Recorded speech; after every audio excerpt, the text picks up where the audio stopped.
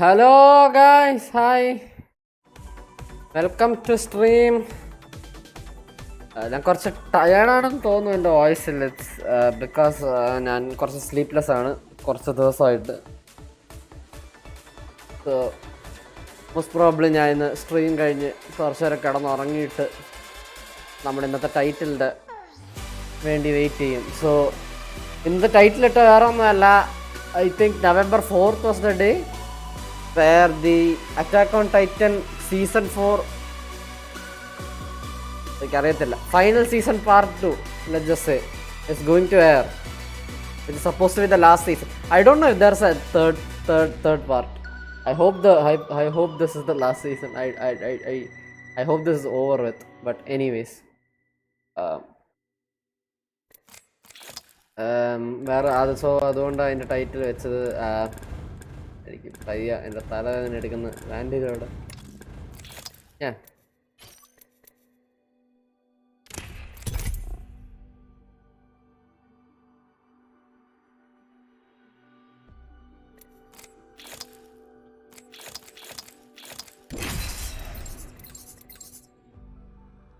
ഇതിന് 6 മണിക്കൂർ കഴിഞ്ഞിട്ടേ ഉള്ളൂ. സോ എനിക്ക് BR കളിക്കേണ്ട ആവശ്യമില്ല, to be honest. So ideally ഞാനിത് തീർക്കാൻ പറ്റിയാൽ കൊള്ളായിരുന്നു. ഇത് പെട്ടെന്ന് തീരും തോന്നുന്നു ഇന്നത്തെ സ്ട്രീം, ഇന്നത്തെയും സ്ട്രീം. ആണോ, മേ ബി ഞാൻ ഡോട്ട ടർബോ എല്ലാം കളിക്കാം. So anyways, background video go. My daughter, if you can hear me, I knew you would return as well. It's in your nature to protect the innocent. I'm sorry that on that day, the day you were shut out and left to die, no one was there to lift you up into their arms the way you lifted others into yours. And then, what became of you? I should have known you wouldn't be content to disappear. Not my daughter. I couldn't save you then, so let me save you now. It's time to rest, for you, and for those you have carried in your arms. This ends, for all of us, in communication. This wasn't a real restaurant. Well, it was, but it was a trap. Henry created this box to contain the remaining animatronics. Baby, William, the puppet, and Molten Freddy. You are his brave volunteer, although he didn't.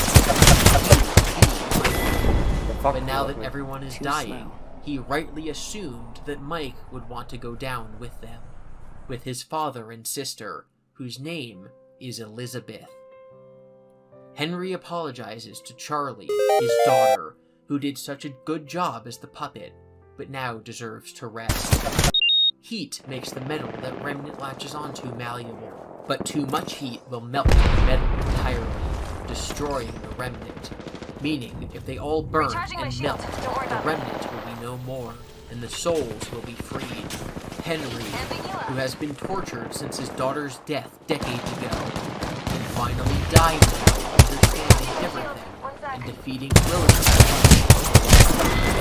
So yes, Scott changed the contents of the FNAF 4 box to this. The box is now a trap for every character. It's the pieces put together. It's everyone. And so now, the memory of all that has happened can start to fade. The box will be forgotten forever. This is the end. If you die during normal gameplay, which obviously is not canon, Michael does not actually die, Baby will say, I heard your call. You're not who I expected to see. Because she thought William had brought her here, but instead she finds her brother. You should have known I'd find you. Did I catch you off guard? It feels like home. Baby in this game wants to make her dead because she's gained consciousness. She's been put back together. She is no longer responsive അല്ലെങ്കിൽ I apologize because ഞാൻ പറഞ്ഞല്ലോ. And when Scrap Trap kills you, he says, I always come back. Well, golly gee, Willie, you sure do come back, just like the trailer for FNAF 3 says you do. You may not recognize me at first, but I assure you, that's still me. What a deceptive calling. I knew it was a lie the moment I heard it, obviously. But it is intriguing nonetheless. Fascinating. What they have become. Despite the fact that literally every character in the series just died, including the ones that were already dead. The game is not over. We get to watch this. Congratulations on completing your work week. We apologize if your situation wasn't presented to you in a completely honest fashion when you first started. Get it? Because you, the player, were misled into thinking it was just a fake little game instead of the real one, just like Mike was misled into thinking it was just a normal restaurant and not a place for him to trap his father. But it was important that your intentions and actions be genuine. Here at Fazbear Entertainment, we value fun, family, and food. But more importantly, we value our commitment to atoning for past mistakes and tying up loose ends. Thank you for your participation. There is no need for you to return to work next week, as Fazbear Entertainment is no longer a corporate entity. Please accept this certificate of completion.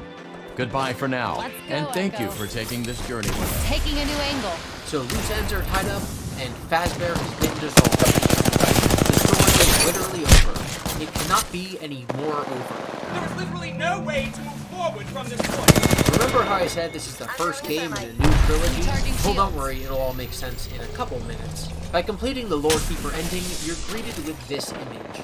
5 gravestones in the foreground, labeled Gabriel, Fritz, Susie, Jeremy, and this one obscured by the grass. Its mystery will be solved in the next game. That grave is, of course, the name of the child inside Golden Freddy, the Vengeful Spirit. Up on the hill above them is one grave overlooking the 5. This is Charlie's grave. I think this scene shows how this is finally the end for the spirits, and I also think it debunks a couple of theories. For one, the people who think the toy animatronics are possessed by the KCI kids. If there were any other children who had been possessing animatronics this whole time, I don't think it would only be the 5 KCI kids. People also think that the Funtime animatronics may have been kidnapping kids throughout all the years that they were active, with Freddy and Baby snapping kids. But if that was the case, then the screen wouldn't just be about the MCI kids. I do think William killed more people, but I think the only ones that led to proper possession were the MCI kids, Charlie, Cece, and Elizabeth. But yes, despite the fact that Mike just burned to death, this is saying that the story isn't over. The Vengeful Spirit, Golden Freddy, wasn't even in this. Just try and hide with that shiny tag on you. Finale. Before we go to the next game, we have to go over some Easter eggs. Firstly, this guy. His name is Helpy. I love him. These are rare screens you can get that show the animatronics in the alleyway at night before you salvage them. Golden Freddy doesn't really show anything. Scrap Trap shows some really long documents. A poster for Spookfest, inviting you to join the spookiest party of the year, in a building that says One Night at the Opera. This might imply it's October, like I said earlier. Scrap Baby has the same legal documents. A wolf poster that says, The Legend of the Terrible Something Wolf. Probably Man Wolf. There's also a clown making an elephant dance and laugh. The bottom text says, Don't want to miss it. And the top text says, Recharging my shield. Oh, I have no idea. Lefty's screen shows the puppets screaming on the poster. I think the puppet actually looks good in the poster to show its mental state, which happens in FNAF 1. You can see the puppet inside Lefty. And there's also the really annoying fun poster over his shoulder. You have a guy in a purple suit, puppeting a smaller version of himself, with a bear and a birthday of a clown. Symbolically, these are clearly the Afton family. William is Purple Guy. Duh. Cece is the bear with the giant jaw, whose birthday it is, which is very cool. Elizabeth is the clown, because Baby is the clown.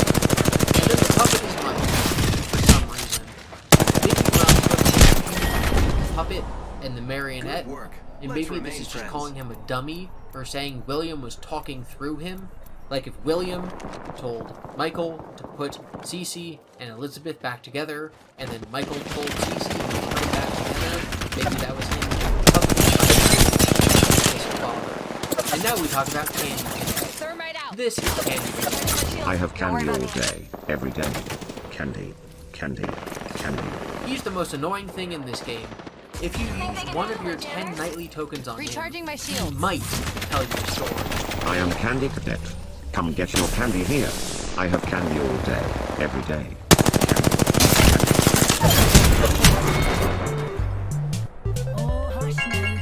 Return to Candy Cadet again, and maybe I will tell you a story.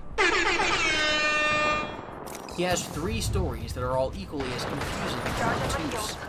Before we address them, I want to discuss the Molten MCI theory. Molten Freddy in this game is entered without name, taking the face and voice of Funtime Freddy.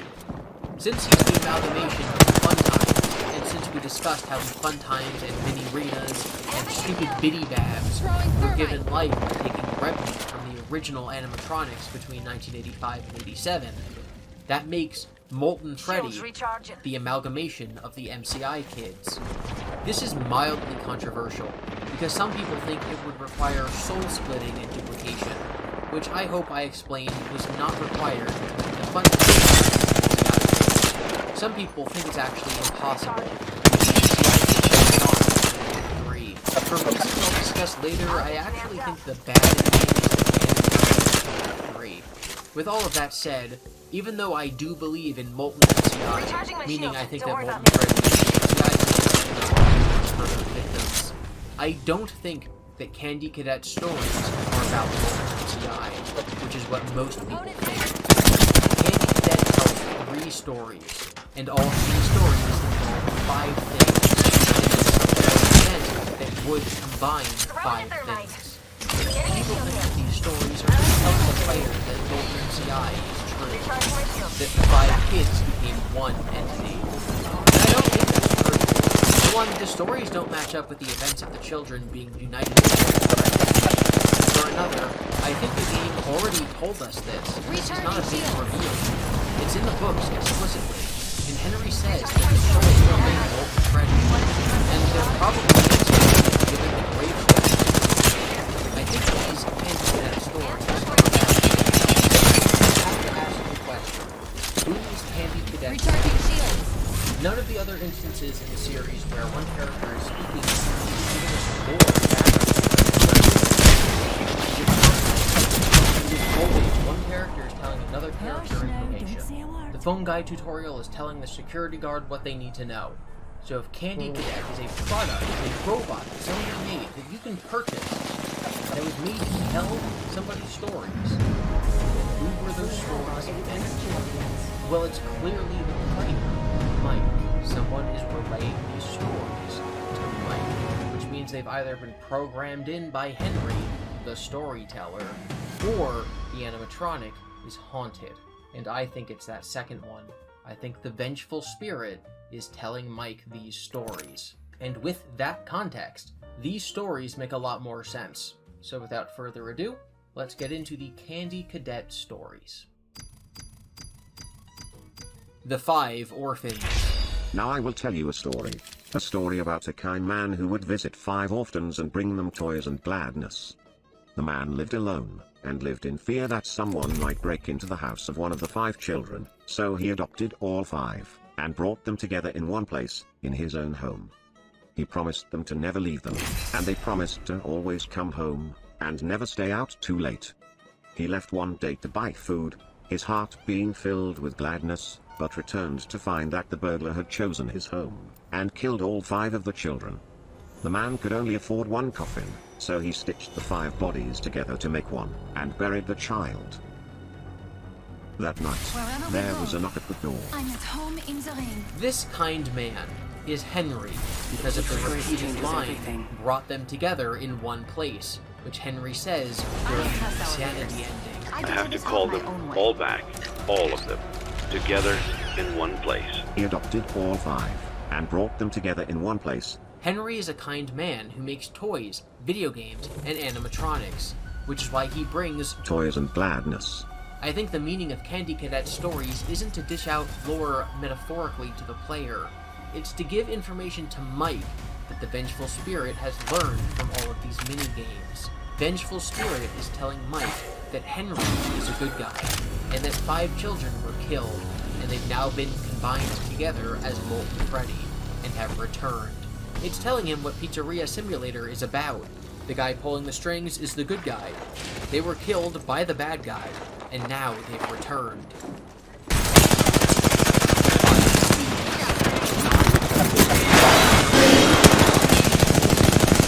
In the room was burnt and light. She was told that each of the 5 keys was outside her room. Inside each room was a child that she could take with her as she Recharging my shield. but she was only allowed to leave her own room with 1 key, not all 5. Desperate to find a way to save all 5 children, the woman melted 5 keys together in furnace to create a single key, hoping it would unlock all 5 doors. Of course, it did not work that way. Rather than the key to 1 life, she had taken with her the key to 5 deaths. This is the vengeful spirit telling Mike what she learned in Give Gifts, Give Life. As the puppet Charlie was sealed in a small room, the gift box Right that here. she's forced to open, she had the ability to save the children, potentially by taking one and literally Recharging my taking them shield. away from Freddy's, where they were physically away from William. Of course, that wouldn't stop William. He would just kill someone else. So she chose to remain, to be there for more kids, which of course led to the 5 deaths, and her response was to give them life by having them haunt the animatronics. She was trying to do the right thing, and ended up helping no one. And I think that that's what makes her a compelling character. She had a plan, and she had good intentions, it just didn't work out. I always liked the puppet. It's always thinking. The 5 kittens. Now I would tell you. He had a red snake that he kept in a metal cage, whose hunger could not be satisfied. One day, the boy found 5 baby kittens outside his house. He brought them inside and kept them in a shoebox. He knew that the snake might kill them, but could not bring himself to get rid of them. He knew that if he chose 1 kitten to feed to the Recharging snake, shield. he might be satisfied. But he could not choose. So, he went to bed, leaving the cage open. The snake went to the shoebox, chose a kitten at random, and ate it. After 5 nights had gone by, the boy was full of regret, and cut the snake off. He pieced the remains together, and put the kitten back into the shoebox. 5 baby kittens, you say? Why would it say baby kittens? When kitten already means baby, if not specifically to use the word Bloody baby. hell, you look like The bloody boy hell. in this story pieces the baby kitten back together. Kind of like how Mike puts his sister back together. His sister, who's in baby. That would make the kitten Elizabeth. And the snake, who is red and lives in a metal cage and is always looking for things to snap, one at random, it's baby. Even the 5 nights mentioned reflect on Mike, who spent 5 nights at circus bases. It's actually the only place he spends 5 nights. FNAF 2 he spends 1 night. FNAF 1 he spends 7 nights. FNAF 3 he spends 6. FNAF 4, his gameplay section might not even be real, it's a nightmare. Meaning the 5 nights refers to sister locations. Him being a little boy also following the pattern.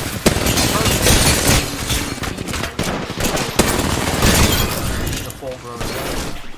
If there's a boy in the FNAF games, it's either Cece or Mike. And I think it's Mike. This story is hammering home that Elizabeth has been metaphorically removed from baby and put back together. That's why in Sister Location she was willing to kill who she thought was William, and didn't care about anything except for her freedom. But in this game, she wants to... because this is baby, and this is Elizabeth. But just like you can't put the kitten back together, putting Elizabeth back together didn't bring her back to life. Because, unfortunately for William, that's not how it works. You can put them back together all you want, you still let the snake eat them. They're still dead.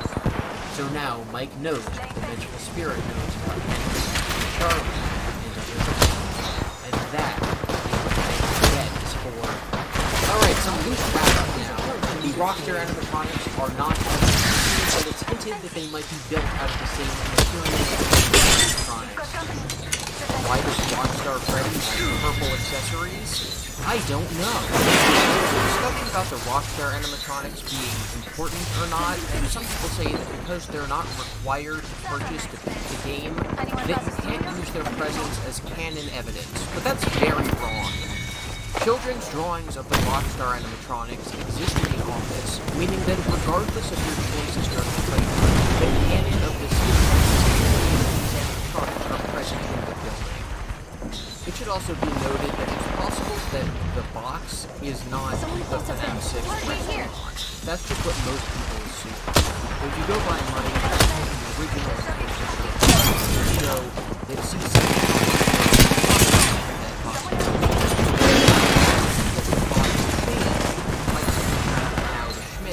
are the captains. It went from Foxy Bro is Mike Schmidt to Foxy Bro is Mike Acting. He changed his name to Mike Schmidt at some point. It's also possible that during FNAF 4, there is no intention that the purple guy would be Foxy Bro and Cece's father, thus leading to a change in the box developed over the years. This is Funtime Chica. There was no Funtime Chica in Sister Location because she went to this party world.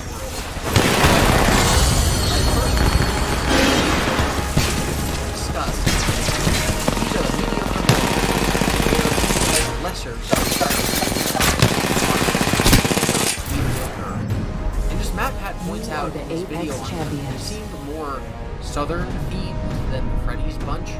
Pig Patch and Nightmare specifically have southern accents. Very long story short, it seems likely that the Mediocre Melodies and Chica were once a restaurant chain, and Freddy and Bonnie were once a restaurant chain, and that those two restaurants merged together. In real life, Showbiz Pizza Place and Pizza Time Theater merged together to become Showbiz Pizza Time, which is actually a fantastic name. The other name for Showbiz Pizza Time is, of course, Chuck E. Cheese's. That's why these other kids in Happiest Day probably are wearing Mediocre Melody masks, even if they don't line up perfectly. And in FNAF 3, when the phone guy says, "You'll be expected to wear the temporary costumes provided to you. Keep in mind that they were found on very short notice, so questions about appropriateness / relevance should be deflected." He's probably talking about costumes from the Mediocre Melodies, which Fazbear Entertainment would have recently acquired. After the MCI, when Freddy's is shut down, William retained the full rights to use Bonnie, Freddy, and Foxy, his creations for Freddy's, but Chica and the other Mediocres were spun off from the Freddy's brand, at least until the gang all got united together again for the FNAF 2 location. William did make Funtime Chica, but it seems like this was a formality, or a contract for him to develop, even though he wasn't in charge of her restaurant. Chica being separate from the other characters will matter more later. And that is Pizzeria Simulator, the surprise ending to Five Nights at Freddy's. Scott promised a custom night update would be on its way, just as he had done for Sister Location, but he ended up changing his mind, and instead made Ultimate Custom Night as its own title, as a small little bonus cap to FNAF. Except we still have one game between Pizzeria Simulator and Ultimate Custom Night. It's time to get back to the Five Nights at Freddy's security logbook. Yes, this is a game. Yes, this counts.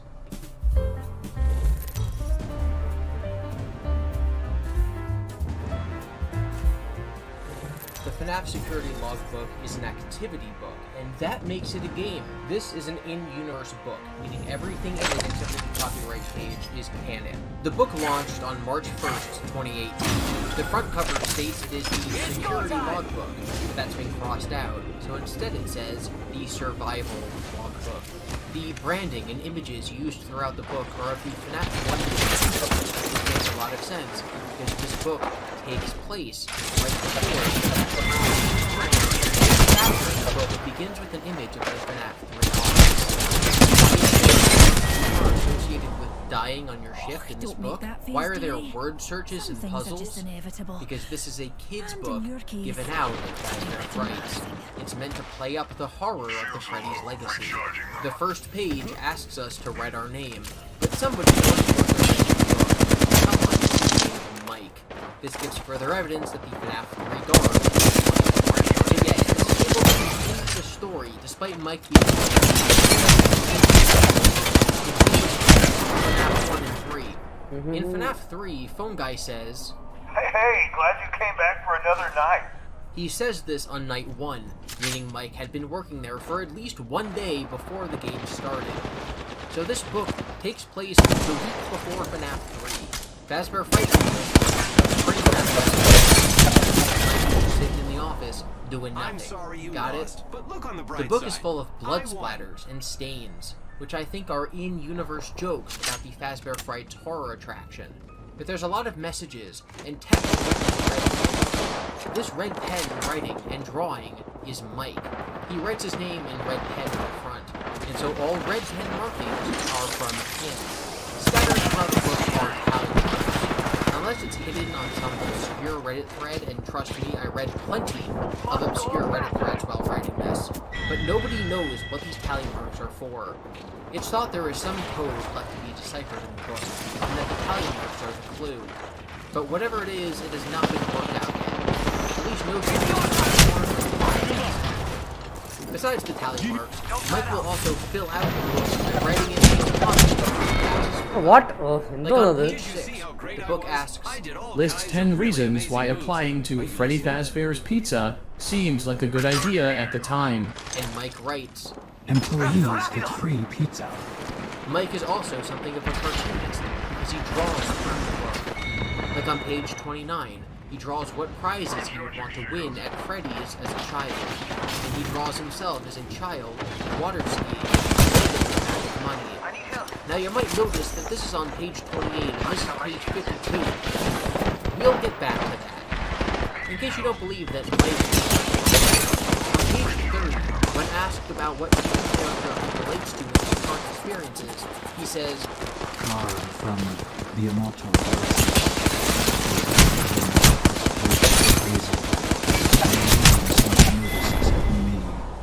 and on page 34 he draws casual bongos. He also draws exotic butters on page 92. On the next page we're asked to reflect on our happiest day, with an image of the puppet giving a cake to a young girl.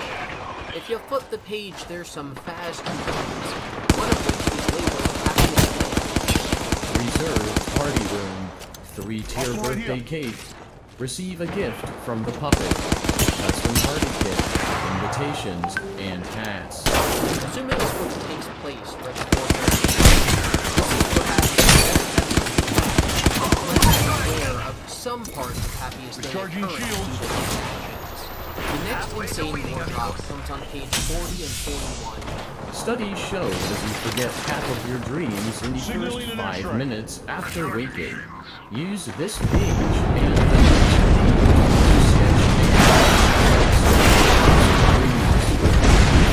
on the meaning of your Nightmare. Meaning that slightly before FNAF 3, recently, he had been dreaming about this animatronic.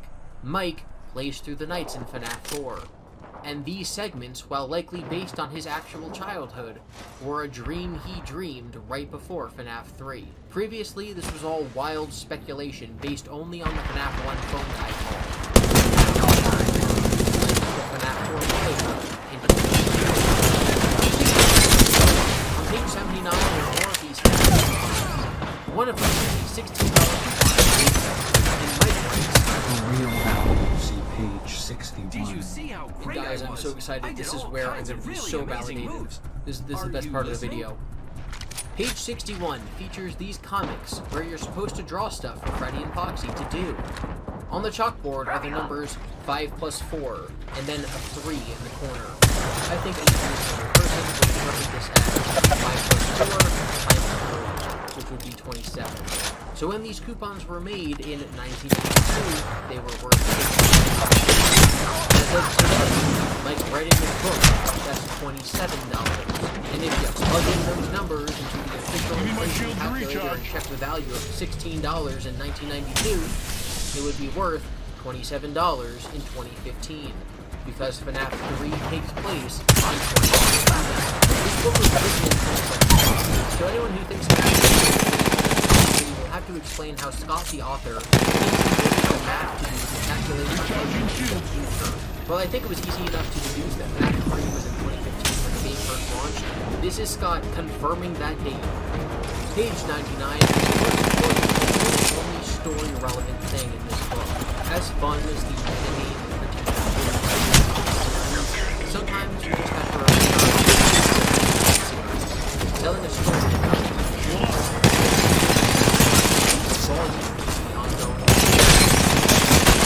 when a PR disaster occurs, it's always good to have a plan. Think of alternate explanations to these common misunderstandings. My child said Freddy bit him. He tripped and fell.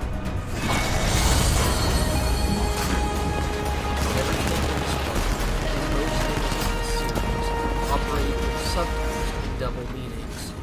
When Drone Guy says that the company cares about you and your safety, the implication is that the company doesn't care about you or your safety. So while this makes sense as something an employee would say to a parent to diverge any liability from an injury, which is what the prompt is telling you to do, the subtext is tragic. You can almost see the scene from FNAF 4 playing out as Mike writes this. He tripped and fell on Freddy's teeth. Not our fault. It's denial. And maybe I'm reading too far into these red letters, but I think the denial clearly isn't working. It's like Mike has to repeat, "not our fault," over and over to himself. It's like he's been doing it for decades. And that is every important note that Mike has written in the book. But Mike isn't the only person writing in here. There's another presence in this book. There's somebody writing in very light, faded red ink. What do you remember? Was your favorite childhood toy a plastic purple telephone? There's a faded arrow that reads "my name," pointed at the number, which is incorrectly labeled as 52. The words "my name" also appear on pages 47 and 79. Page 31 is incorrectly labeled as 39, and it asks the reader to imagine their life in 5 years. Mike draws a gravestone. The faded text writes, "My name." By using clues hidden throughout the book, we can determine the name of the entity writing these messages. But before we can do that, we have to look at what else they're writing. Do you remember your name? This is on the page where the puppet gives the girl the cake. The book asks about recent dreams, and Mike draws Nightmare Fredbear from FNAF 4. The faded text asks, Do you have dreams? on pages 42 and 43 it says, Do any of these toys look familiar to you? Did one of these belong to you? Alongside the text are images of various toys. Was your favorite ride the carousel? What do you see? The book asks who would miss you if you were killed by being stuffed into a suit. The faded text asks, Do you miss them? Does he still talk to you? On the same page as a picture of Angry Fredbear, the plush carried around by Cece. Is this song familiar to you? The party was for you. The line, "Does he still talk to you?" with a picture of the Fredbear plush strongly indicates that this faded entity is talking to Cece. The line, "The party was for you," also backs this up. But you may have noticed that some of the page numbers are wrong throughout the book, and those page numbers aren't the only text that seems to be altered. On page 47, the book asks you to rate your shift according to qualities like fulfillment, health, stress, purpose, hope, existential dread, and overall. The numbers in hope are wrong, going 1, 2, 3, 7, 2, 6, 7, 8, 9, 10. 7 and 2 are out of place. Page 43 is labeled 15. On page 85, the numbers 10 and 11 are in red for some reason. On page 89, it shows the same questionnaire as on page 47, but health has been changed to I can hear sounds. And existential dread says, It was for me. This pattern repeats on page 109. The text changes to I can't see. And I'm scared. These changes of text seem to fall into two categories. Changes in number. I was hidden born messages. for this. The wrong page numbers are 52, 39, 15, and the jumbled numbers are 72, and the red numbers are 10, 11. But those aren't the only strange numbers in the book. That chalkboard from earlier, 5 plus 4, 3, well, that looks a lot like 9-3 would be an important code. On page 180, Mike is asked to report any unusual events. On an otherwise MVP in blank the wall, house. he writes the time 8:11. This gives us 52, 39, 15, 72, 93, 10:11, and 8:11. I neglected to mention one instance of changed text, and that's on page 58. There's a word search, and most of the letters form a repeating pattern. They spell out, It's me. the calling card of Golden Freddy. The phrases, Who are you? and What is your name? also appear, as do normal words like Foxy and Play. The only page in the book that has seemingly no relevance to Fazbear Entertainment is the next page, which has a giant mirror on it. The faded text beneath asks, What do you see? Some genius put all of this information together and solved the mystery of this book. Reddit user DPowerful1 on the Game Theorist subreddit figured out that if you use these numbers as coordinates on the word search, then you get some interesting letters. 5 across and 2 down, that's a C. This might not be the championship game. That doesn't mean you're S, I, D, Y, Cassidy. My name, the name of the person writing the big red text, is Cassidy. She writes my name on a gravestone. Thus going in the final grade of Pizzeria Simulator, giving us the name Golden Freddy. The name of the entity called the Spirit. Because remember, Golden Freddy Let's changed the get image. it! Good luck, fam. Let's get this bread. Our secondary protagonist for the series is Cassidy. Hello there. But that's not everything in this book. Cassidy asks many questions throughout, like, Does he still talk to you? Do you miss them? What do you remember? Do you remember your name? The party was for you. and the changes in the text in the book add to this list of phrases, with sentences like, Who are you? What is your name? It's me. I can hear sounds. I can't see. It was for me. I'm scared. The immediate thing that jumps out is the faded text asks, What do you see? and the changed text has a statement that says, I can't see. This led to the theory that these are two separate entities communicating through the book, with Cassidy asking a question. Stay right where you and are. someone It's time to watch answering. a grandmaster What in do action. you remember? Do you remember your name? It's me. What do you see?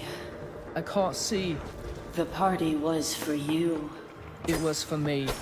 Is this song familiar to you? I can hear sounds. Does he still talk to you? I'm scared.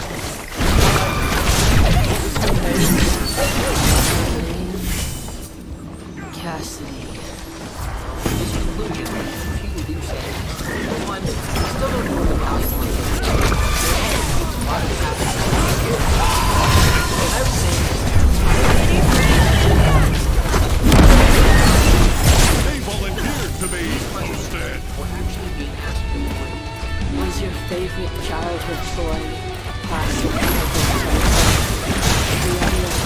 toys familiar to you? Mike had the purple telephone. His voice is a gone. Mike makes is asking Mike, this is sister. Do you miss them? Due to the fact that Cassidy uses Mike's writing here of 811 to give the final clue to her name, I think this implies that she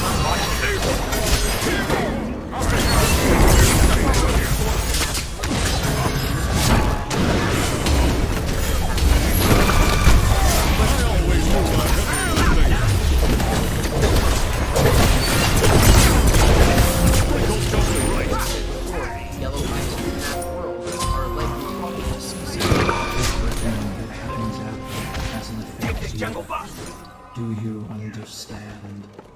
Besides the fact that they're obviously talking to him because of the repetition of the lines from FNAF 4, the other reason I think is because they're glowing eyes in the darkness. Because Cece can't see. Because everything faded as he died in FNAF 4. So all he can see are these bright yellow eyes speaking to him.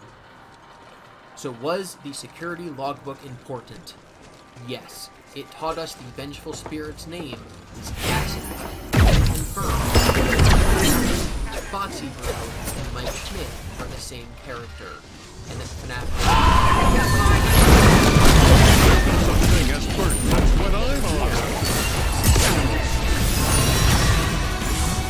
That just gives us one game left.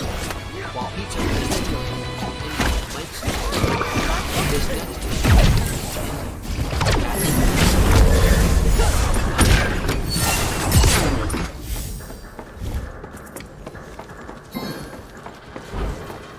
Building stats!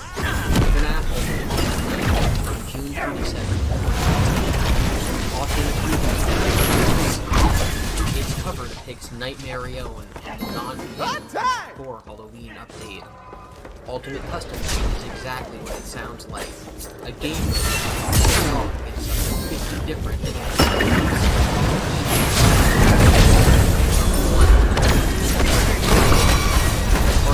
What a delight! Back on April 1st,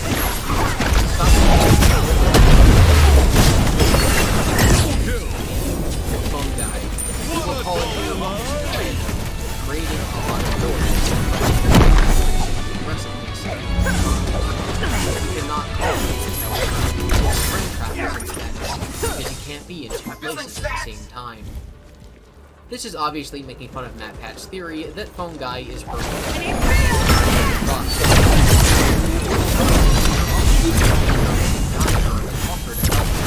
An enemy has been slain! What a delight! Or has 1% more power.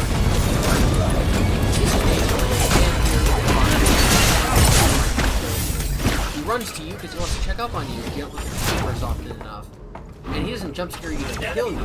He just casually leans in the room, and then you have a heart attack and die from fright. We talked about this earlier. It's obviously it's silly, it's dumb. And finally, Nightmare Freddy. He appears suddenly in the office holding an alarm clock. You have only a moment to press the button to activate. If you press the button in time, you will awaken in your bed. This, of course, specifically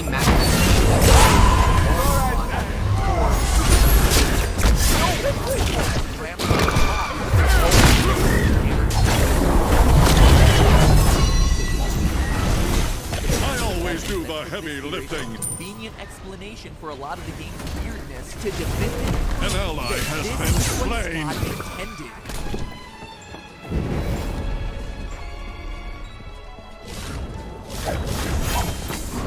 But Scott here confirms that this theory was never canon. Scott, who likes to release games early, said he wanted to release a game on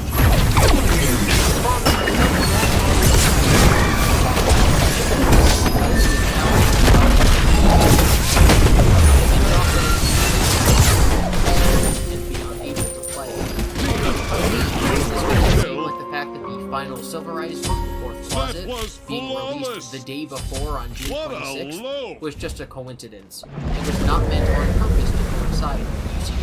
Scott said as far back as FNAF 1 that he thought 420 mode in that game was impossible, but this game actually seemed impossible. It's not a difficult challenge, it is literally impossible.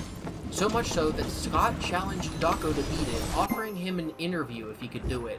Here's some video of Markiplier trying and failing to play it. Warning, there is going to be a jump scare. Let me walk you guys through what I'm doing, because I know it's too fast to really get any sense out of it. So what I'm doing is, the first step is turn off the fan, open the monitor, and hit the power generator at the same time. This is here, because if if there's only one path, some will get stuck there. As long as you regularly turn on the heater, you'll get there. Vent, block the first one just in case. I usually doesn't even here, but I put it there just in case. Here, scan around coins. Every time you pop in, the most important thing. An enemy has been slain. I always do the heavy lifting. Only double kill. And if you do it every time you put it up, then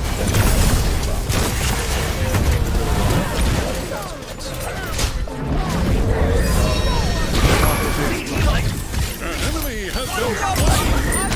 I got you next time.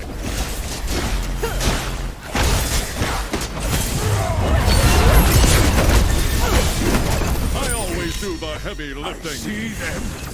Good morning.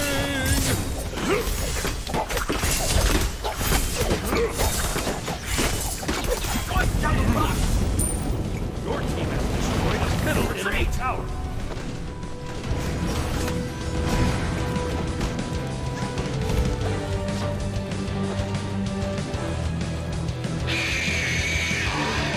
that was pretty.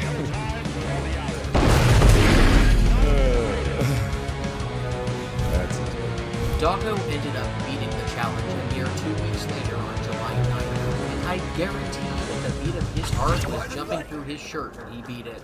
Doggo actually started crying each time he won.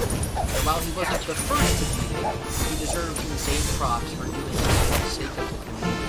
A YouTuber named Bremer beat it the day before. Videos are watching now.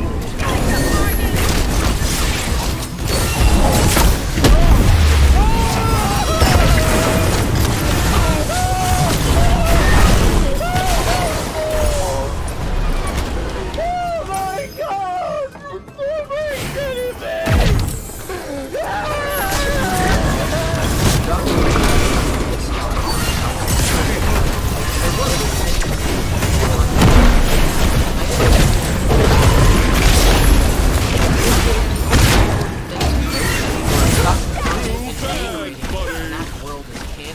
and him implying that he had games up to sister locations planned from around the world. Enemy has been But he mentions the slain. color scheme and general aesthetics as something he planned up to the series' 5th entry. Even at that time, before as I was working on part 2, I knew that 3 should be a very personal experience. It should be the opposite of what 2 was. You know, part 3 should be kind of one-on-one, and I knew that part 4 should be kind of unique as far as setting and things like that. And I knew that part 5 should be kind of high tech, and I even kind of already had the color schemes picked out. Like I knew that part 5 should kind of be purples and blues. Yeah. I knew that 3 should be kind of green, and I knew that 2 should be kind of 2 should be feel kind of industrial, which I think that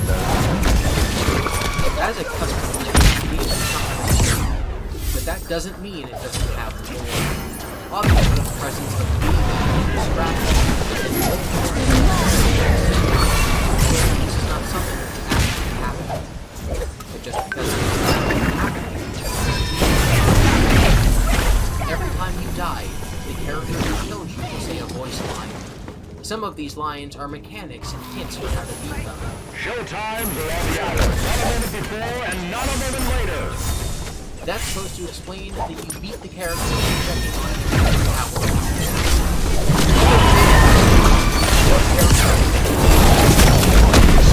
I always do the heavy I lifting. bet you weren't expecting me. Where you turn your back for 1 second and I'm like, with you, ninja skills. You won't get tired of my voice, will you? But many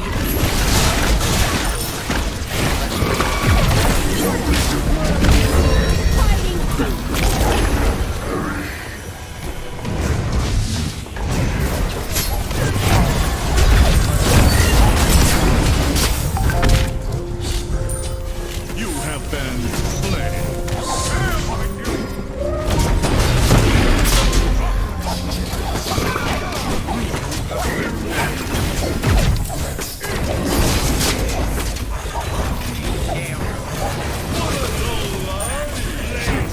An enemy has been slain. Sprinkled just right. Spend eternity inside. Be careful! With me.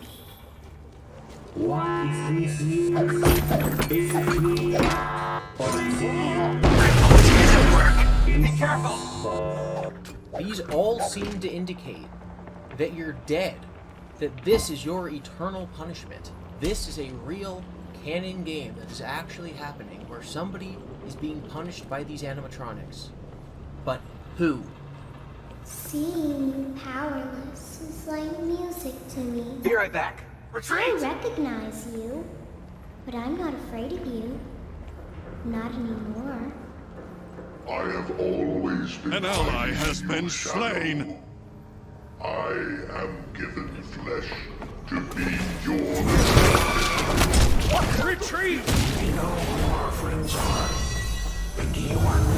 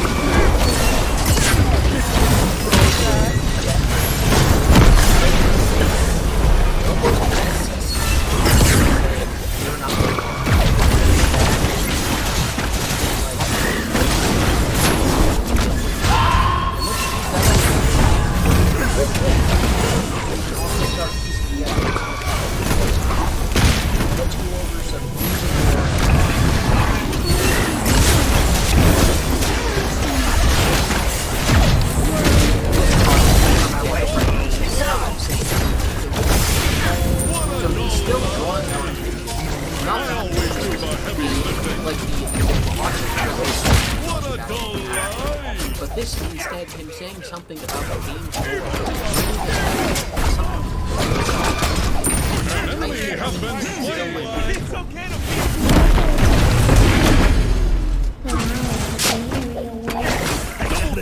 The community is not going to games. As I've said for this whole video, I think it means having your memories reassembled after death, giving you control over your animatronic. It's why I think the puppet, Golden Freddy, and Baby are aware. Baby goes from speaking as Baby in Sister Location to speaking as Elizabeth. It's real simple, because she was put back together, as Mike says at the end of Sister Location. This means, and I think this is important, that every line a character speaks is coming from the perspective of the character, not the spirit inhabiting them. The puppet, Retreat! William, Scrap Baby, and Fredbear are the only spirits who talk as themselves. Keep that in mind for the next section. I was the first. Some hyper-corrosive croutons! The girl with the dog, who possessed Chica, was the first MCI hit. Secondly, Starry died before any of the MCI hits. And Cece died before the MCI hits. So Susie was not the first. Has not seen everything. But people still assume that that is what this means. That's not what this means. This is Chica speaking, not Susie. We went over this a while ago.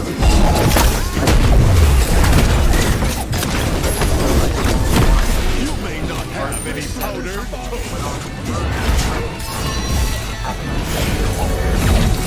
I think this is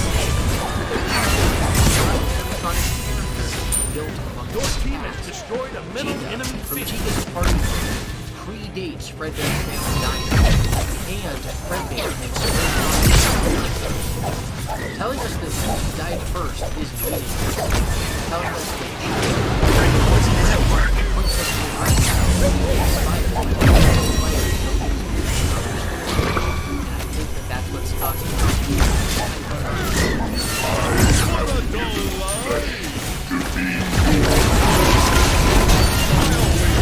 This implies that Nightmare Freddy did not have the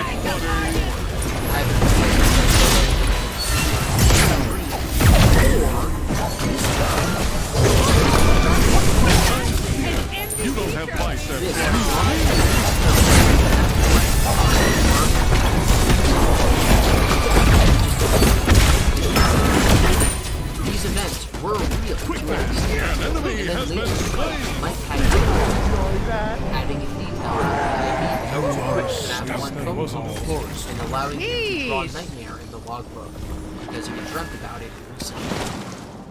But this line confirms that William actually had animatronics with illusion discs walking around his house when Mike was a child. I assure you, I am very real. Once again, this is implying that previously he wasn't real, but that this version attacking William now in the afterlife is actually a possessed animatronic. In this case, it's literally his son, CC. Let me put you back together and take you apart all over again. Fredbear is obviously the same suit as Golden Freddy. They are both the yellow Springlock interpretation of Freddy, although Golden Freddy has black accessories and Fredbear has purple. But Fredbear/Golden Freddy is obviously CC. So this is CC referencing being told he would be put back together, which really reinforces that William is the one who said this line in FNAF 4. William said it to CC here. I will put you back together. CC said it to William here.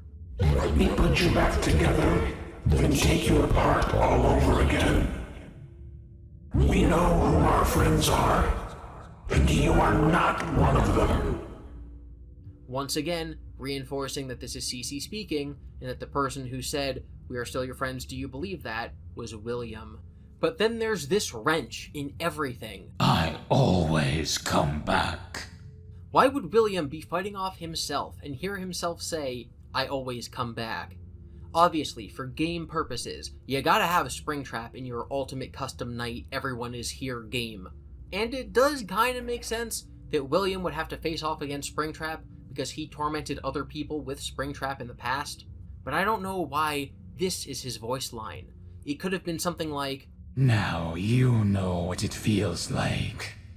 This is just mildly confusing, and it adds in room for contrarians to claim that instead of William being tortured here, it's Michael being tortured, which I just strongly disagree with. Now you may remember that I said that this is Cassidy's game, this is her finale, and it is. Multiple animatronics reference a being known as the one that you should not have killed. Let's take a listen. He's here and always watching. The one you shouldn't have killed. I have seen him. The one you shouldn't have killed. I am remade, but not by you. By the one you should not have killed. Greetings from the fire, and from the one you should not have killed. If there's one you shouldn't have killed, it's either Charlie or Cassidy. We know it's not Charlie, because the puppet explicitly says she's not afraid of William anymore, meaning Cassidy is the one you shouldn't have killed. But they refer to Cassidy as male. He's here and always watching. I have seen him. This has one of three explanations. One, the one you shouldn't have killed is not Cassidy. That's the least likely in my opinion. Two, Cassidy is a boy. Cassidy is a gender-neutral name, and therefore it could just be a boy. I do think that this is unlikely though, because, spoiler alert, this is not actually Cassidy's last appearance in a FNAF game, and in a future game she will be depicted as a girl.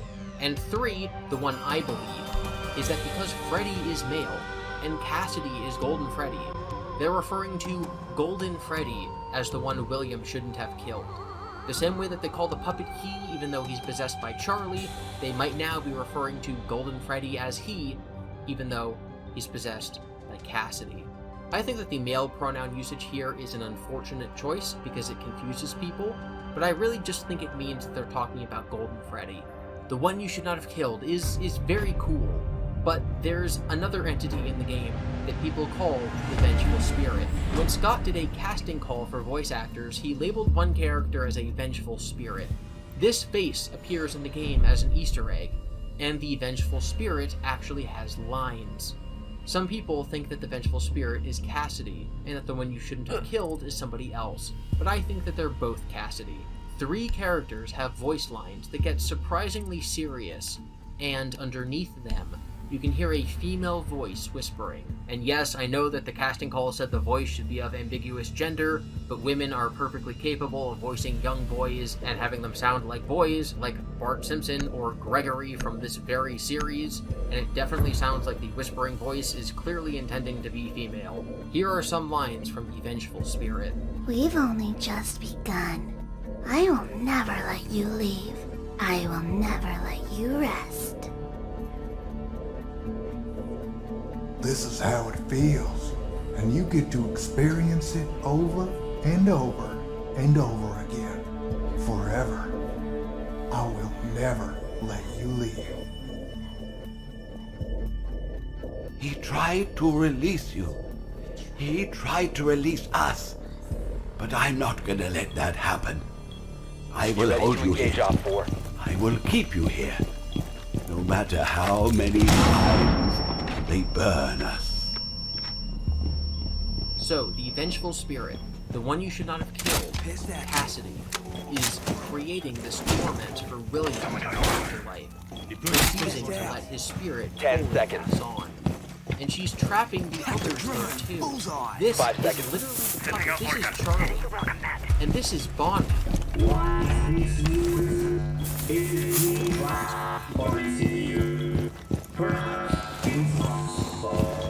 All the kids are trapped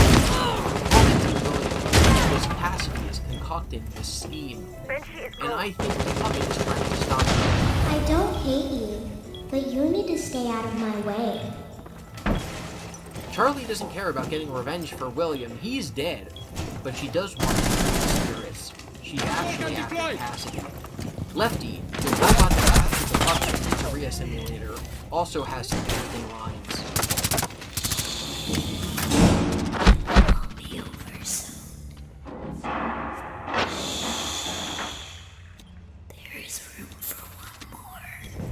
I think the room for one more and all Bjorn's lines are actually about Cassidy, not William. Remember, Lefty lured the puppet to trap it, and I think you would also want to lure and trap All Cassidy. friendlies were eliminated. There's room Mission for failure. one more.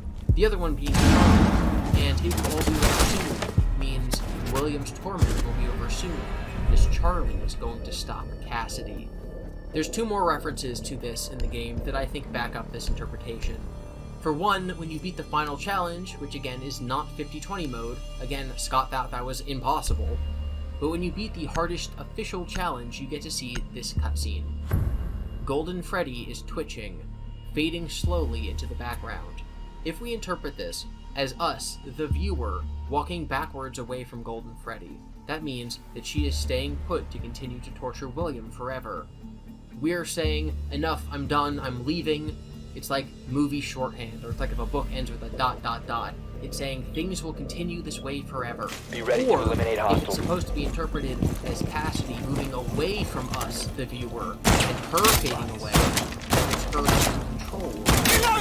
I think it's open-ended, but I personally think it's the second one, because this happens when she beats the game. William has beaten her hardest challenge. 10 seconds So remaining. he's abandoned and moving on to the next one in the next 5 seconds. game. The other piece of evidence that this is Cassidy torturing William, and that Charlie is trying to stop her, is Old Man Consequences. Old Man Consequences from FNAF World is one of the enemies that you can set up in this game.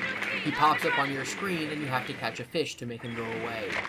But if you set him to be the only enemy and you play his little game, you glitch into the clearing from FNAF World. You're back to playing as tiny little Freddy boy, and he's sitting at the lake, just like he was in FNAF World. Come and sit with me for a while. Leave the demon to his demons. Rest your own soul. There is nothing else. If Old Man Consequences is Henry, and Freddy Boy is Cassidy, then this is Henry overtly telling her to stop torturing William, the demon. Leave the demon to rest your own soul. Once you've entered this screen, there's only one way out, and that's to glitch. Swapping maps! Like in FNAF World. But instead of reaching a secret of people happily watching TV, the game crashes, which, of course, is Golden Freddy's thing, because this Op is 4, Cassidy, last operator who is standing. Golden Freddy. Earlier I said that Henry's speech at the end of Pizzeria Simulator was my second favorite moment. This is my first. This is my favorite moment in the series. Old Man Consequences telling Cass revenge is Friendly's victorious. Hostiles eliminated. One last time. The fuck? To plead അതാളല്ലേ? the release of all of the innocent souls, including his daughter, who are once again being taken away from him, not by William, not by the villain, but by Cassidy. It's really powerful. But the thing that makes it the best moment in the series for me is the noise that you hear in the background.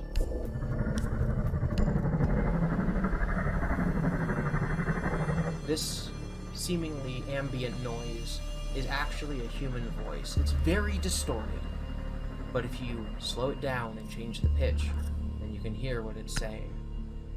Take a listen.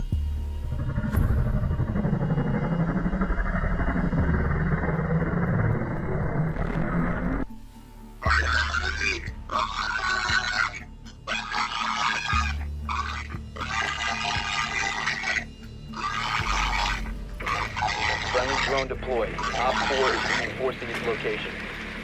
Obviously, this is a video game. This is FNAF. This is funny jump scare bear game. We're talking about Purple Guy from FNAF. It's a voice actor who performs lines in a booth for a video game. It's audio that's been put through a bunch 10 of seconds to go. distortions to sound creepy as ambiance in a challenge mode 5 in a seconds. bonus-free video game. But there's something so raw and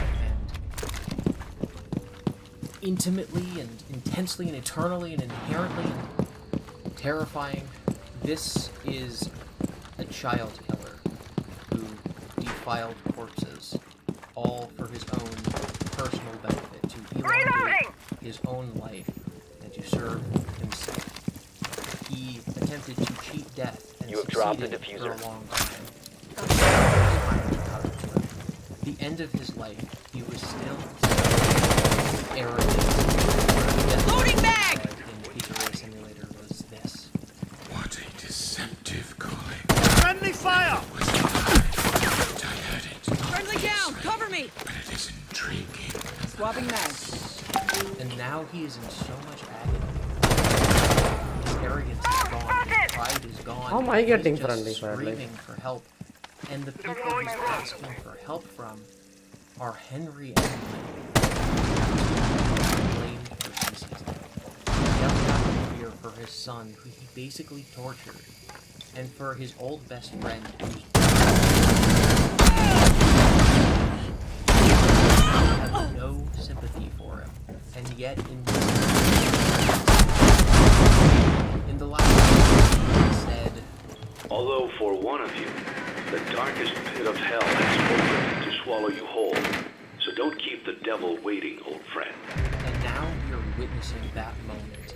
But it's not the triumph of Henry's speech at the climax of the series. It is William is pathetic, and his torment is eternal. And even though William is the worst person in this story, again, a child killer, you still take pity on him. Just like in real life, how you take pity on those who hurt others, because they will never know One Op 4 remaining. what it's like to feel the release of forgiveness. They're casting their own soul aside for nothing but the worldly gain. They will never reach whatever Op version 4 of heaven eliminated. they believe in, whether that's actual literal pearly gates or enlightenment and nirvana, or just inner peace of knowing that you made the world a better place in your lifetime. Even as it's depicted in an 8-bit Easter egg in a video game, hell is real.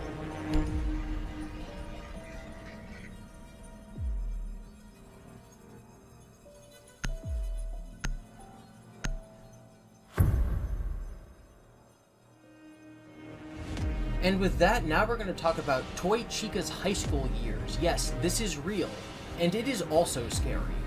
After playing each challenge in the game, you unlock a new cutscene. These cutscenes belong to one of two narratives depicted Friendly drone throughout the deployed. game. Op 4 Both is of them reinforcing its are location. satirical or absurdist. I don't know, just watch this.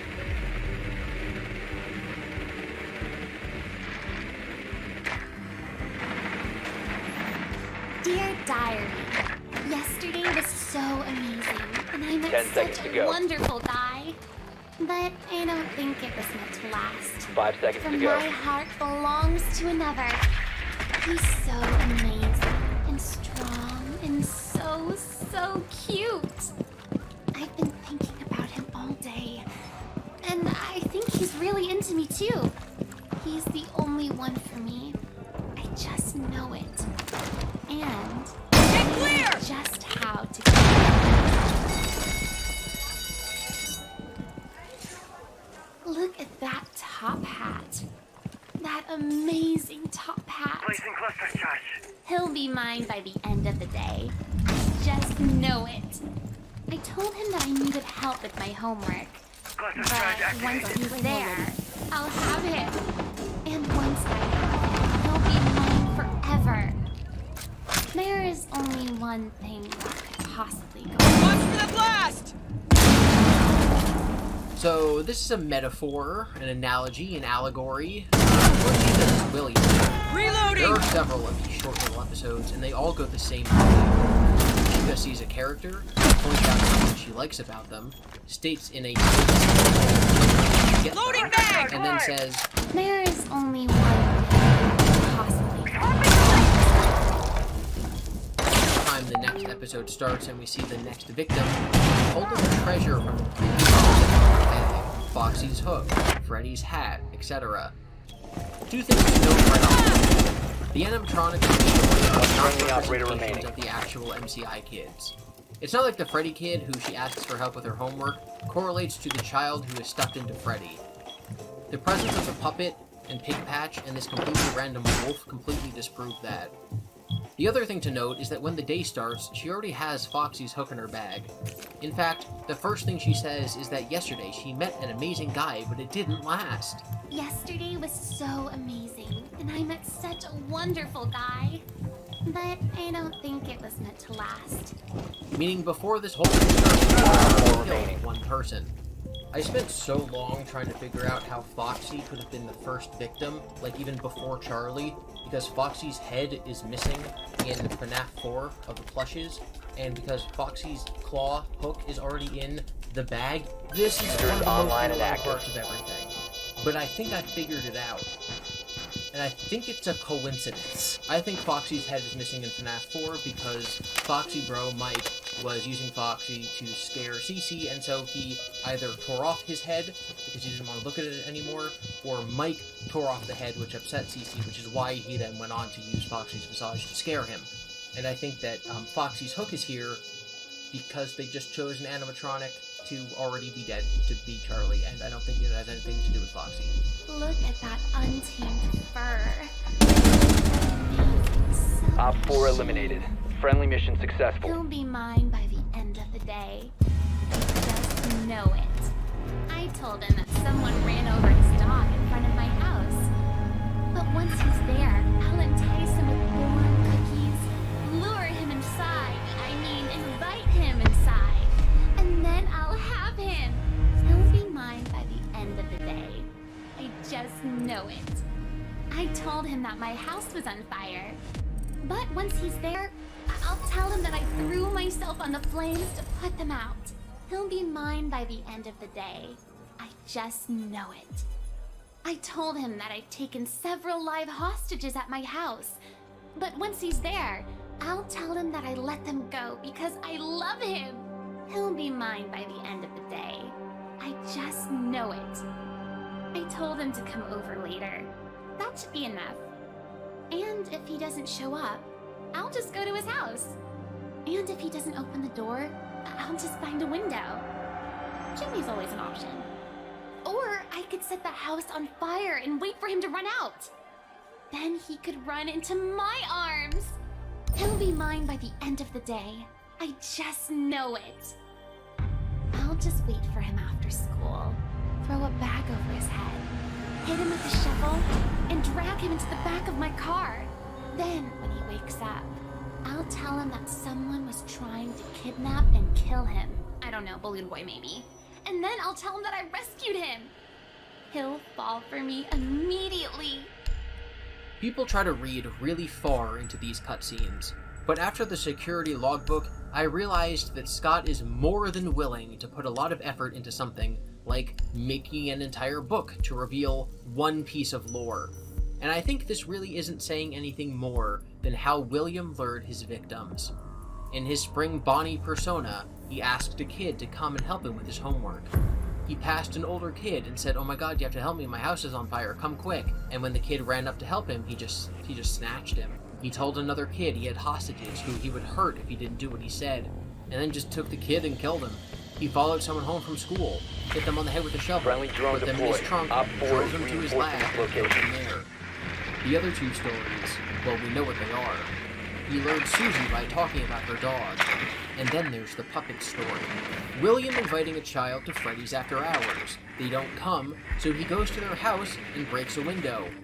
Well, that's Midnight Motorist. The end of the series has Toy Chica under a tree, with her backpack full of trophies behind her. She then says that tomorrow is another day. But tomorrow is another day. And I just know that there's a guy out there that's right for me. It's William. We get it.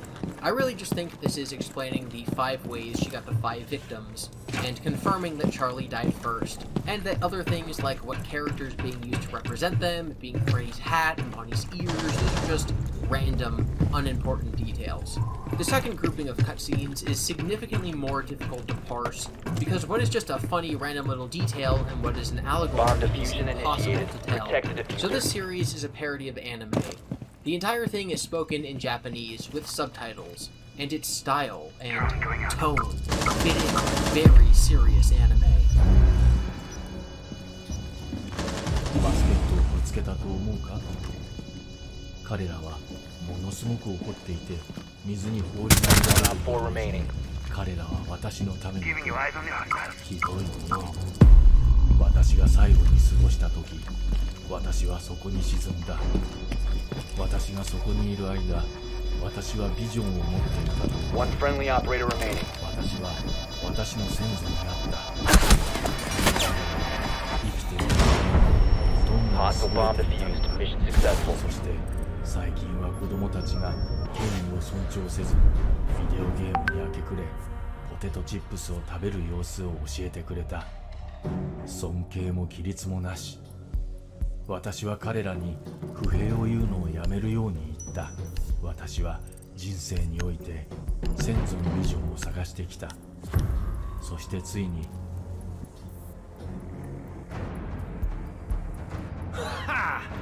解決できないと思う。それは自ら呼ぶもの。私はそれを何と呼ぶべきかと思った。慣れなければならないと思う。ここのアンタゴニストになるつもりなら、私は少なくとも私の隠れ家の名前を持たなければならない。私は自分の時間と何か関係があるのか？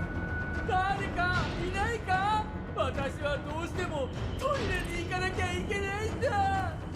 私にはキャラクター開発の余地がなく、私の隠れ家という名は少し物を追加するためにできることのほんの一部だ。だから私は一緒に行った。怒りの道場。それは私にはとても恐ろしく聞こえる。しかし私は何を知っている？私は池に浮かぶのが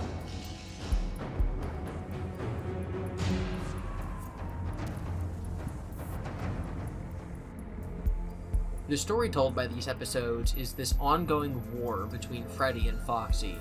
And once again, for this series, there is serious debate about who Friendly they drone stand deployed. for. Op Is 4 the is bear reinforcing Henry its and Foxy location. William? Does that make Mangle Mike? Or is the bear Cece and Foxy Mike? Freddy and Foxy seem to get into scuffles more akin to brotherly wrestling and bullying rather than serious brawls. It also mentions it being Freddy's birthday at one point, and Foxy watches TV. 10 seconds to go. The punishments Freddy has to do also line up really well with 5 stupid seconds brother before fights insertion. or being grounded. That is, up until he has to dress up like Santa and deliver gifts to children. And Foxy mentions he has little foxy children, and that Mangle is a dog. He also says he's leaving and going on vacation soon. Freddy celebrates him fleeing, but says it's his destiny to chase him. And that sounds more like Henry chasing William, or Mike chasing William, or Cassidy or Charlie chasing William. Once again, I don't think this is anything important, but I do think it's giving us backstory. That being Cece and Mike, and what their brotherhood was like before the bite of 83. Swapping this back. last part is just so confusing. Unless it's meant to imply that Golden Freddy following Mike around from location to location is him following Mike until the deed is done. But while Cece might be characterized as a little bratty brother up until FNAF 4, as Golden Freddy, he certainly is not like that. What's interesting is that the Japanese you hear in the background is not saying what the subtitles say. There's a phenomenal video on YouTube by where she had this dialogue translated and provided her own subtitles. The text is definitely something Scott wrote and got professionally translated and voice acted, but it doesn't actually mean anything. It tells a story about Foxy sending a bird to annoy Freddy, and then they fight, and Foxy rolls Freddy around in some alpaca droppings and takes pictures of him to share with his friends. It's a different story from the one the English subtitles give, but it's very similar in that it's just more examples of Foxy and Freddy trying to strike back and failing. Now, if there are any characters it would be Foxy and Freddy, so there is that. But that leaves the question of why instead of 8-bit minigames. FNAF in the past that even if they don't want a minigame to be playable, they will still show events happening as an 8-bit video game, like Mike walking down the street in a sister location. So why are these TV shows? Kitchen! And what do they have to do with William? All friendlies have been eliminated. Well, just like I think the mini-games in the older games were a split narrative, the mini-games being experienced. Is this game even worth getting into with how long it's been out? I now think it's that same concept, but in reverse. The night gameplay is which game did you mean? You mean R6? I don't know, just have fun. Or are you talking about FNAF? I don't know. FNAF is just a thing that I used to watch when I was very young, so I don't know. Since the movie was out, I was like, yeah, feeling a bit nostalgic. It's watching TV. Between the Immortal and the Restless and sister locations. I mean, yeah, so if you're talking about R6, I would say that this is very fun with friends. I'm solo queuing, but this game is very fun with friends. So if you want to, you know, if you have a group 5-stack that's, you know, consistently gonna play, this can get very chaotic and fun. Anyways, hi, welcome to stream. Be ready to eliminate hostiles. His feud with his brother and how that led to Golden Freddy. It makes sense as an equivalent to the old mini-games, but for Michael. Ready to brush someone. Okay, now let's talk about the hippo. Shot a drone head on. It's out. 10 seconds remaining. Back on page 59 of this script, where currently page 109, I played R6 for and it wasn't multiplayer, but it was fun for life. Yes, it does. Yeah, until you get to a point where you get, you know, headshot from a different wall where you can't even see the enemy. I think I also stopped R6 when like the cheating was rampant. Yeah. I used to previously play with friends, but then yeah, the cheating was so rampant that I used to just die the moment the round started because some guy just shot me through a wall. Like no info, nothing.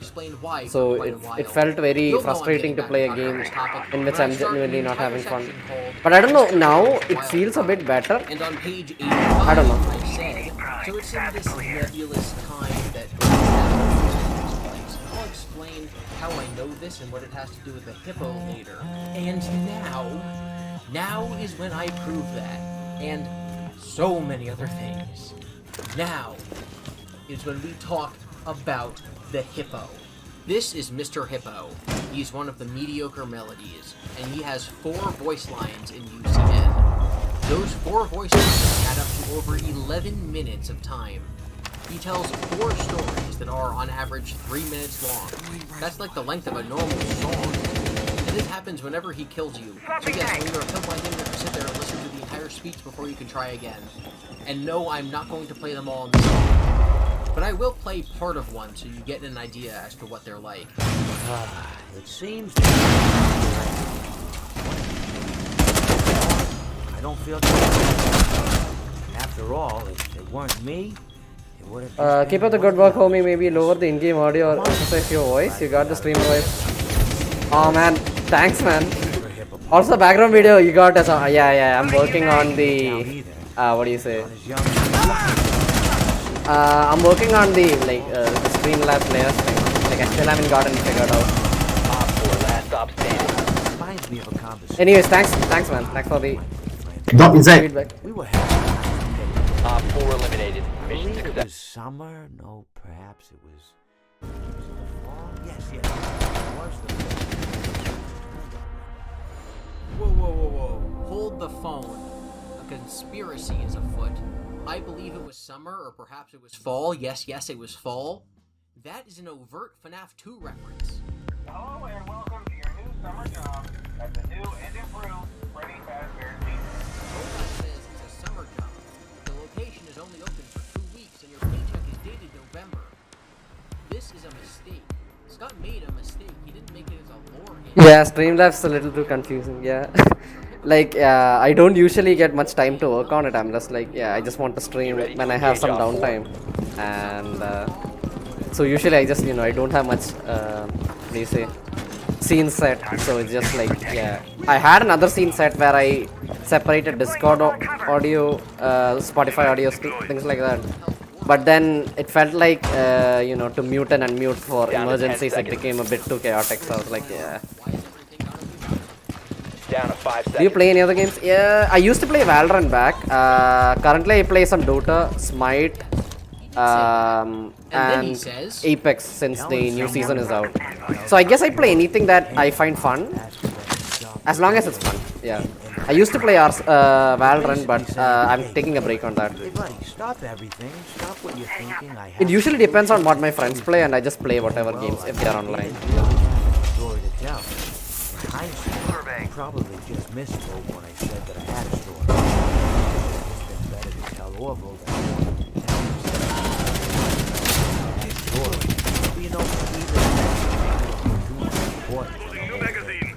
If the first part is Scott in a medicine basically made a mistake in FNAF 2 with the dates, then I think the rest of the story is Scott also saying that in FNAF 2 he didn't really have a conclusion to the story yet. There was no moral, there was just some stuff that Apex would be a great way to get some more subs. I play Apex, but I'm not really good at the game, to be honest. Like, my aim, like, I don't win my aim duels most of the time. And I think people watch Apex content to get better. Like, at least that's my opinion. I'm not very sure about that. In the beginning, he didn't have a solution to everything, because it was never supposed to be picked apart and told like a narrative. So if that Mr. Hippo is about FNAF 2, then do the other 3 Mr. Hippo sequels do with the other FNAF games? Yes. Reminds me of Way more popular at the moment. I guess. Yeah, but I mean, who wants to see some guy just keep on dying? I mean, granted, I don't like kill every round in other games, but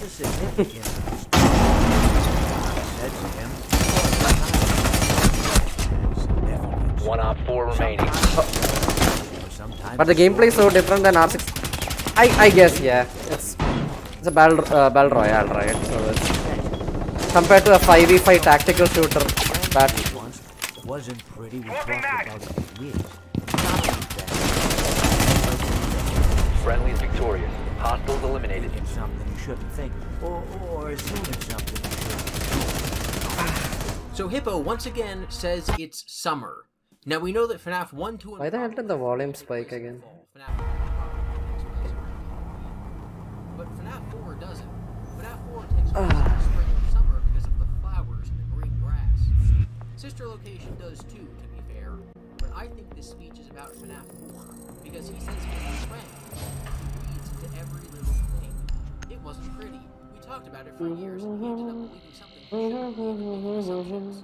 That's MatPat. This is about dream theory.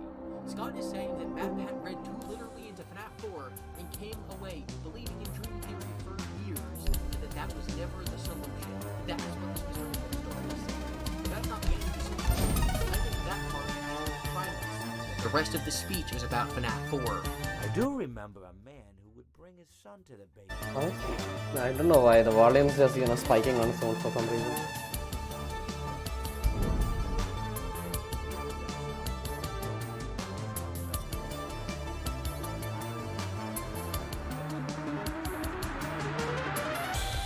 My buddies have been playing R6 since the start and they're little gods at the game, and I waited so long and not something I mean, yeah, that's completely understandable. Like, I started playing Valorant because my classmates also were into it. Like, at the point, like half my class played Valorant.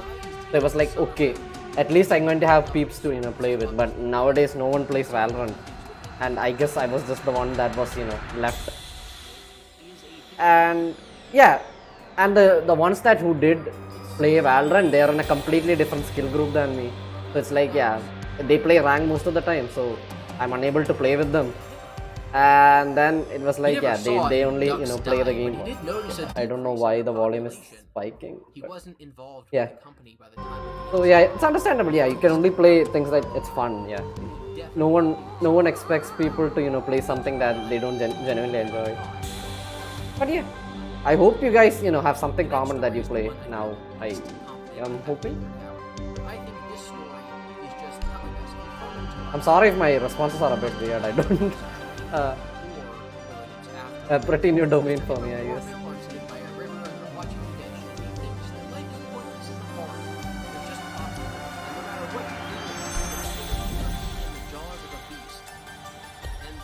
Closest thing that relates to that sentiment is UCN. It's a hard game full of options. Also, the kill time is way too fast for me, lol. I'm a rage gamer, so yeah. So yeah, it's every gun's a one-shot headshot, right? So it's just like, yeah, you don't have time to like analyze, back off,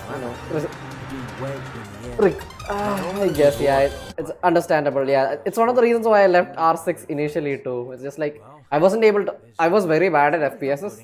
I'm not saying I'm good, but I'm just saying I was much worse than I am now. So every time I play with my friends, it's just like every time I just peek or I just reveal my presence and then I just die. But at least I was having fun then. But then when cheaters came, it just like it wasn't fun anymore because I just died to some random reason, and I feel like afterlife or a dream. In the books, UCN is a dream. Thanks, man. I don't know what to say, but yeah, I appreciate it, man. Wakes up and immediately dies, so why bother? That's all that I can interpret from this Mr. Hippo story, but maybe there is more to it. Then, there is the most important story. Reminds me of a time I was speaking. But yeah, okay, so what kind of games do you usually play? Are you an FPS guy, or like are you into other genre of gaming, I guess? Or are you more into, what do you say, single player things like that? Like, what do you prefer, like, generally? There's one character, and then another character is talking to them, and it doesn't matter if they're on the left or the right. A point in the series where Are you on Twitch too? I don't stream on Twitch. I haven't streamed on Twitch yet because I don't know, to do the multi-stream thing there's some complication. Like initially when I started streaming, I wanted to do both on Twitch and YouTube, but then I was like, I can only choose one, and I chose YouTube because it's a dumb reason because I originally just ran out of hard disk space for my clips, the clips that I wanted to enjoy, and then one of my friends was like, okay, you have a YouTube channel, right? Just stream it, just live stream it, just so that it will be there, forever, unless I delete it or something. The birds were a representation of dead. Apex is the main FPS. I got League of Legends and Mortal Kombat. Those birds are frozen. Nice. I don't really play Mortal Kombat. I used to play League since I am into Dota. So I got into League because some of my friends were into League at the time, and they introduced me to the game. Yeah, I had fun, but since I was a new player, like I really didn't get much chances to experiment with the other champions. They're called champions, right? Like, Legends, Heroes, Champions. I think champions, right? So yeah, so because of that, it felt like most of the matches I just come, like I get queued up against people who are much more experienced than me, So they just stomp me, or I get counter pick easily because my pool is very limited. So yeah, I started playing Dota in like 20. I started playing online, I think in 2017. I used to play Dota even before that, but I used to, spam bot matches because at that point it was completely new domain because I have no idea what's going on. Breadcrumbs for him so that he can find his happiest day. So breadcrumbs is his happiest day. And as we established in the other story, the birds, the pigeons, are the children, the MCI children, people who died. So then, Mr. Hippo says... You know, so he took a moment and then threw his last handful on the ground. I said to him, Orville, why did you Yeah, League is hard to get into nowadays. I just told you they're frozen. To which he responded, the breadcrumbs are not frozen. It feels like I got a bit too late on the bandwagon, I'd say. Like, I don't know. Maybe if I had gotten into League when I was still playing Dota, that would have been different. But I feel like it's hard to get because of Dota. Yeah. Like, it's genuinely frustrating. It's like, I mean, I can't do much. It's a new account, so the game will, like, as they expect, put me against like these newer accounts. But then it becomes tedious every time you just play a game. You just try to learn a hero. I would say the biggest challenge for me to play League would be what do you say? It's that I lack the knowledge about a hero. Champion. It gets very confusing when characters are called different things in different names. Yeah, so the champion abilities and things, it feels weird because in Dota, you expect, or at least I have an idea on what champion abilities are, and then I go into League and it feels very weird. Yeah, most games are hard to get in nowadays, now that I think about it. I haven't played League in a while. I played it recently, recently being like, I think 3 or 4 months back.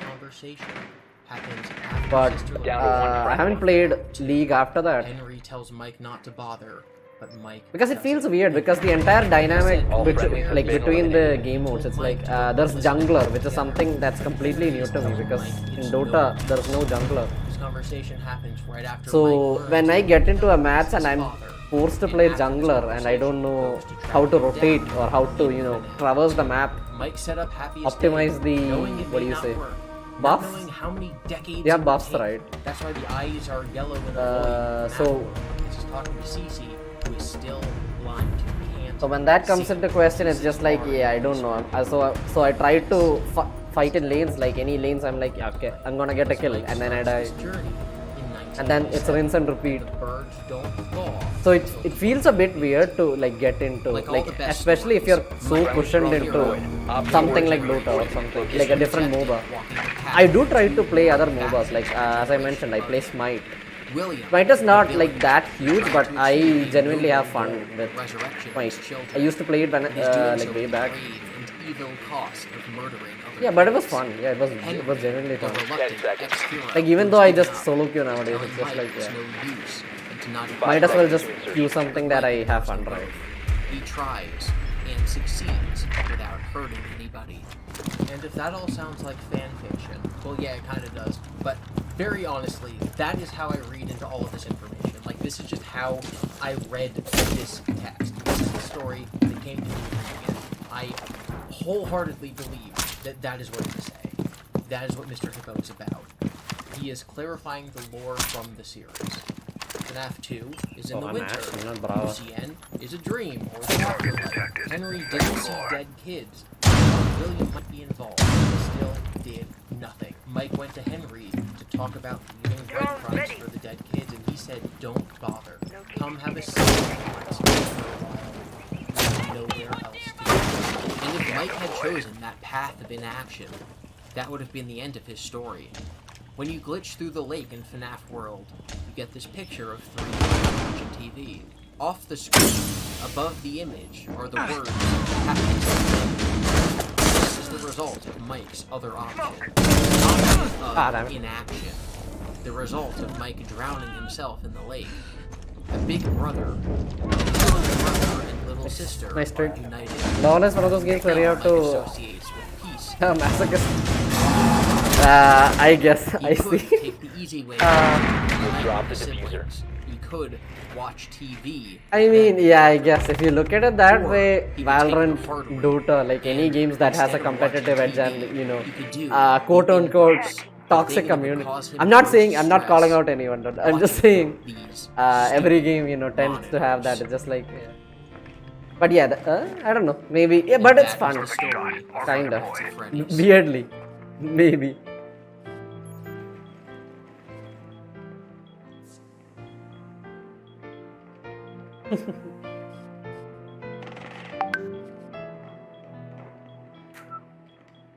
So anyways, how's your day? Like, I don't know where you're from, and since we are people on the internet, I'll just, just keep it like that, just ask about how your day was. How's your day? If you don't mind me asking. Four last operators standing. Everybody's been very apprehensive about spinning to fit into my theories.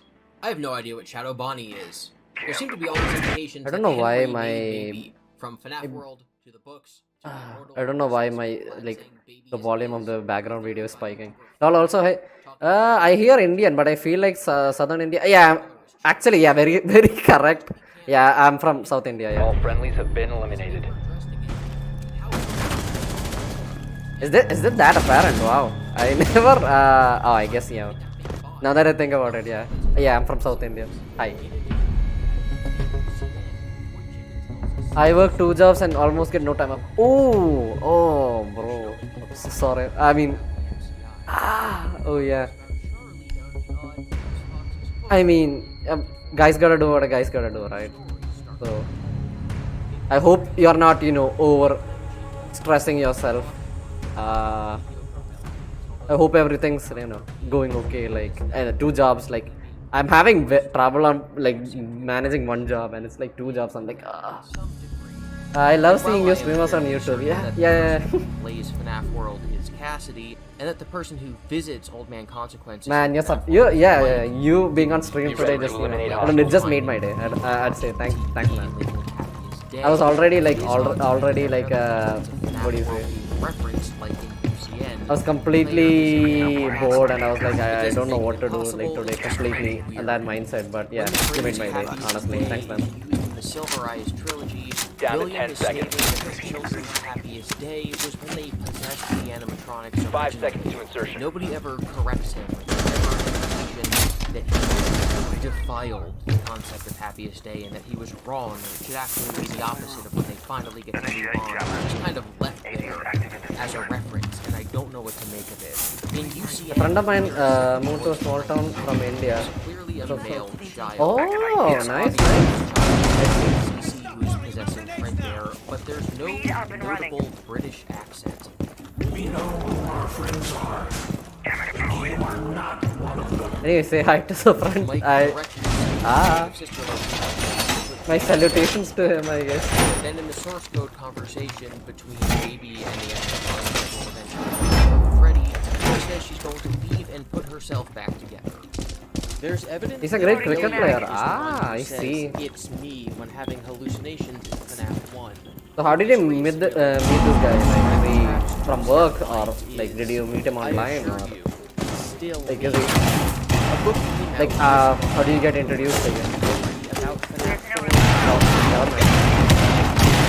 What sort of shot? Test subject child by William, and I'm just going to ignore that. By Cece in reality, being a representation of William in the game, but programmed by Henry to speak to Cassidy, who is playing as Cece, is very confusing. I think it makes perfect sense, but no matter Mission critical bomb diffuser activated. This video, the whole situation, you, the audience. Sister it's not really important to my team of the events, but it's a really diffuser weird located. detail that I don't. Disable the diffuser. I want to clear up my stance on autobiography of the one friendly operator. Comes from an autobiography. Choose it. Scott did not specifically reference autobiography of the mission failed. But like all I said, friendlies were Scott eliminated. and the community are like Ouroboros. The community came up with something, so Scott ran with it. So the community figured out that the Night 5 audio is from a book, and Scott said, oh, that's cool, I'll use that reference to create more lore. This is similar to when Mike says, they thought I was you, in Sister Location, to reference the fact that people thought that Mike was Purple Guy. And it's why MatPat gets multiple references within the games themselves. I used the logbook to partially prove that FNAF 3 takes place in 2015. But his father moved to America but and that's made assuming small that the business that logbook became is very set successful, during so he ended up FNAF fairly. 3. Ah. We know that it takes I place mean, after okay, yeah, his FNAF father 1, moved FNAF 2, to America FNAF and 3, okay. FNAF 4, and I Sister mean, Location. But technically, as long as, you know, you guys get along, yeah, so, it takes place during or slightly before FNAF 3. 1 second, I'll be back. But it does still disprove any of those games taking place after 2017 when the book was written. And I don't know what the breaker room map is. I don't know why Henry's tapes are labeled 223. And I'm not fully convinced on the Bear of Vengeance scenes. And most importantly, I don't understand the paper plate dolls. Scott, what do the paper plate dolls mean? Why can they teleport? Are they possessed? Something that the community argues about a lot is Happiest Day from FNAF 3. We see the spirits being released, but we know that by the latest point so far in the series, they weren't released. So did Happiest Day just not happen yet? In the Scott Daco interview I brought up earlier, Daco asks what Scott, state do you live in, or are you outside of US? I'm outside of US, yeah. I'm South India, yeah. I'm pretty much in India. As are all the endings in Pizzeria Simulator that end with Mike being alive. That opens up the possibility of FNAF 3's bad ending being... But anyways, yeah, I have to Well, scram. Something came up, so I have to, you know, deal with that. So most probably I'm stopping my stream here. Thanks for the support, man, and do excuse me because I usually do my outros in my native language. So I'ma just do that right now. The answer is Anyways, stream il vanna ellarkkum nanni, especially Common Boogeyman. Thanks for joining stream. And padivole, goodbye, GG's, and to be continued. Bye bye. If Scott says the ending is interesting and complex, I think that heavily